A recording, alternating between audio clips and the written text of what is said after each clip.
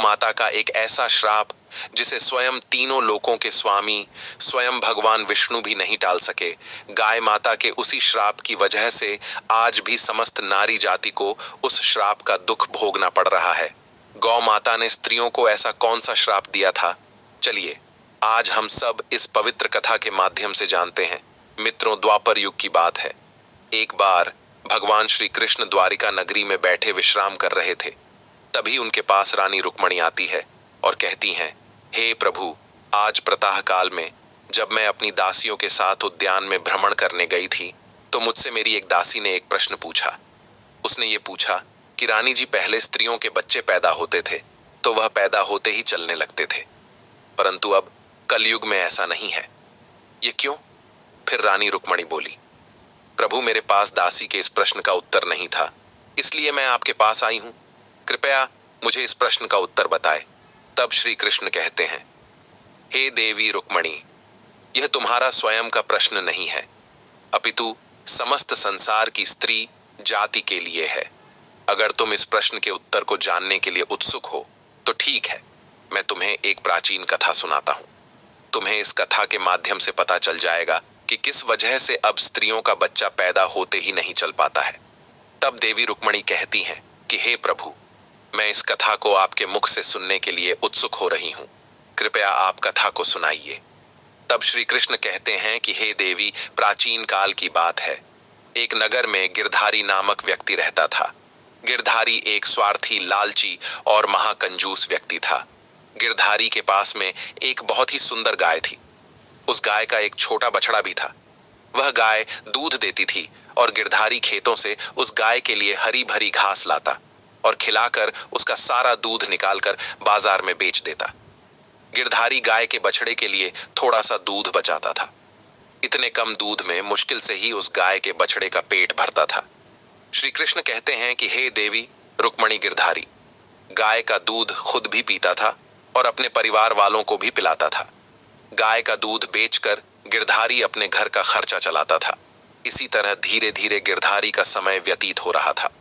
कुछ दिनों बाद एक समय ऐसा आया कि जब गिरधारी को गाय ने दूध देना बंद कर दिया। जैसे ही गाय ने दूध देना बंद कर दिया तो इधर गिरधारी ने उस गाय के लिए खेतों से हरी भरी घास लाना भी बंद कर दिया। गाय को अब वह थोड़ा ही चारा देता था, जिसके कारण गाय भूखी रहती और वह भूख के कारण चिल्ला रही थी। गाय के इस तरह प्रतिदिन जोर जोर से चिल्लाने से गिरधारी एक दिन क्रोधित होकर बेचारी गाय को बहुत मारा पीटा और उसे जंगल में ले जाकर छोड़ दिया। गिरधारी ने उस गाय को उसके बछड़े से भी अलग कर दिया। अब वह गाय बेचारी अकेली पड़ गई। बेचारी गाय गिरधारी की मार की चोट की वजह से लंगड़ा के चल रही थी। वह अकेली जंगल में इधर उधर घूमती फिरती। एक दिन वह गाय जंगल में बने एक मंदिर के पास में पहुंचती है और भगवान से प्रार्थना करते हुए कहती है, हे प्रभु, मैंने ऐसा कौन सा पाप किया था जिसके कारण आपने हमें इस गाय योनि में डाल दिया? फिर गाय भगवान से रोते हुए कहती है, हे प्रभु, आप तीनों लोकों के स्वामी हैं। आपने तो स्वयं ही देखा होगा ये मनुष्य कितने स्वार्थी हैं। जब तक इन्हें दूध दो तभी तक ये सेवा करते हैं, उसके बाद ये मार पीट के घर से निकाल देते हैं। फिर श्री कृष्ण कहते हैं कि हे रुक्मणी, वह गाय कहती है, प्रभु, जो आपने 84 लाख योनियां बनाई है उसमें सर्वश्रेष्ठ योनि मानव की है। वह कितना पाप और कितना दुष्कर्म करता है। वह गाय आगे कहती है, जब तक मैं दूध देती रही तब तक उस व्यक्ति ने मुझे अपने घर पर रखा। जैसे ही मैंने दूध देना बंद कर दिया उसके बाद में उसने मुझे घास भी नहीं डाला। इतना ही नहीं, उसने मुझे मेरे नन्हे बछड़े से भी अलग कर दिया। अब मैं जंगल में इधर उधर भटक रही हूँ। अब जंगल में जंगली जानवरों से बड़ी मुश्किल से बच के रहना पड़ रहा है और जैसे तैसे अपना गुजारा करती हूँ। हे भगवान, आपने जो सर्वश्रेष्ठ मनुष्य योनि बनाई है, प्रभु, यह तो कितनी स्वार्थी और लालची योनि है। फिर श्री कृष्ण रुक्मणी से कहते हैं, देवी, धीरे धीरे समय व्यतीत होता चला गया। गाय बेचारी जंगल में दर बदर भटकती रही। जब भी वह गाय कभी जंगल से शाम को गिरधारी के द्वार पर आ जाती है तो गिरधारी लाठी डंडे से मारकर गाय को जंगल की तरफ भगा देता था।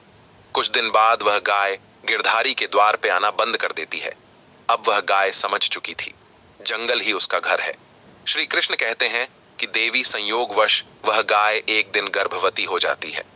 अब वह गाय दिन भर जंगल में इधर उधर घास खाती और अपना पेट भरती। शाम को उसी मंदिर के पास में आकर बैठ जाती थी। ऐसे ही 4-5 महीने बीत गए तो तभी एक दिन उसी जंगल से एक स्त्री गुजर रही थी। उस स्त्री की नजर गर्भवती गाय पे पड़ी। उस स्त्री ने मन में सोचा कि यह गाय तो गर्भवती है। मैं एक काम करती हूँ, इस गाय को मैं अपने साथ घर ले जाती हूँ और पाल लेती हूँ। जब इसका बच्चा हो जाएगा तो यह गाय मुझे दूध देने लगेगी। तब मैं इसका दूध बेचकर पैसे कमाऊंगी और कुछ दूध बचा के खुद पीऊंगी और साथ ही अपने परिवार वालों को और अपने बच्चों को भी पिलाऊंगी।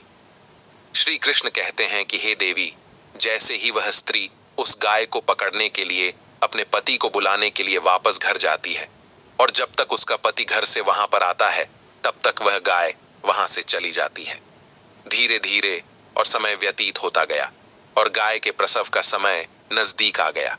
अब वह गाय एकांत जंगल में सुरक्षित जगह पर जाकर के रहने लगी और एक दिन उस गाय ने एक सुंदर से बछड़े को जन्म दिया। श्री कृष्ण कहते हैं कि हे देवी, रुक्मणी गाय के प्रसव के कुछ समय बाद ही वह स्त्री उसी जंगल में घास काटने के लिए गई हुई थी। जैसे ही उसने दूर से देखा कि एक गाय ने बच्चा दिया है, तब वह स्त्री उस गाय के निकट गई और उसने ध्यान से उस गाय को देखा तो बोली कि अरे, ये तो वही गाय है जिसे मैं पालने के लिए सोच रही थी। इस गाय ने तो बछड़ा दे दिया। चलो, अच्छा हुआ। अब मैं इस गाय को पकड़ करके अपने घर पर अवश्य ले जाऊंगी। जैसे ही वह स्त्री उस गाय के पास से अपने पति को बुलाने के लिए जाने लगती है, तभी गाय उस स्त्री से कहती है, हे बहन, आज तुम हमारे ऊपर एक उपकार कर दो। यह हमारा बच्चा मेरे पीछे पड़ा हुआ है। कृपया इसे उठाकर तुम मेरे गर्दन के ऊपर रख दो। मैं अपने बच्चे को लेकर के किसी सुरक्षित जगह पर चली जाऊंगी, क्योंकि यहाँ पर यह सुरक्षित नहीं है। मेरा बच्चा 8 महीने बाद चलने लायक हो पाएगा। अभी यह अपने पैरों पे नहीं चल सकता।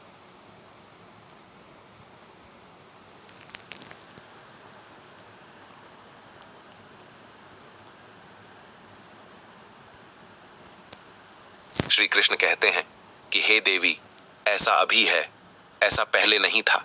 पहले गाय का बच्चा 8 महीने के बाद ही अपने पैरों पर चलने लायक हुआ करता था। श्री कृष्ण कहते हैं कि हे रुक्मणी, जैसे ही उस स्त्री ने गाय की ये बात सुनी तो वह बहुत जोर जोर से हंसने लगी और कहने लगी, तुम्हारा बच्चा इतना गंदा है, इतनी गंदगी में यह पड़ा है। मैं तुम्हारे बच्चे को उठा करके तुम्हारे गर्दन पर क्यों रखूं? मैं तुम्हारे ऊपर यह उपकार क्यों करूं?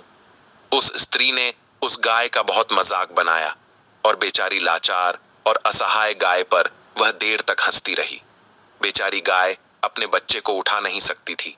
श्री कृष्ण कहते हैं कि हे देवी, रुक्मणी उसी समय दुखी होकर के गाय ने श्राप दे दिया। उसने श्राप देते हुए कहा कि जाओ, आज तुम्हारा बच्चा जन्म लेने के बाद तुरंत चलने लगता है, लेकिन आज मैं श्राप देती हूँ, तुम्हारा बच्चा जन्म लेने के 8 महीने बाद ही अपने पैरों पर चलने लायक होगा और जो यह मेरा बच्चा आज चल नहीं पा रहा है और यह आज के बाद पैदा होते ही बहुत जल्द अपने पैरों पर चलने लायक हो जाएगा। श्री कृष्ण कहते हैं कि हे रुक्मणी, इसी श्राप के कारण स्त्रियों का बच्चा अपने पैरों पर पैदा होते ही नहीं चल पाता, क्योंकि गौ माता ने समस्त संसार की स्त्रियों को श्राप दिया था, परंतु गाय माता का जो बच्चा होता है वह तुरंत चलने लायक हो जाता है। अब श्री कृष्ण आगे कहते हैं, हे देवी, अब तो आपको इस कथा के द्वारा पता चल ही गया होगा कि आखिर किस कारण से स्त्री का बच्चा पैदा होते ही नहीं चल पाता और वह कौन सा श्राप है जो गाय ने स्त्री को दिया था। तब देवी रुक्मणी कहती हैं कि हे प्रभु, अब मुझे मेरे प्रश्न का उत्तर मिल गया है। आपके मुख से इस प्रश्न का उत्तर सुनने के बाद मैं धन्य हो गई। मित्रों, कहा जाता है कि सतयुग में जिस समय सुखदेव जी पैदा हुए थे तो सुखदेव पैदा होने के तुरंत बाद ही अपने पैरों पर चलने लगे थे।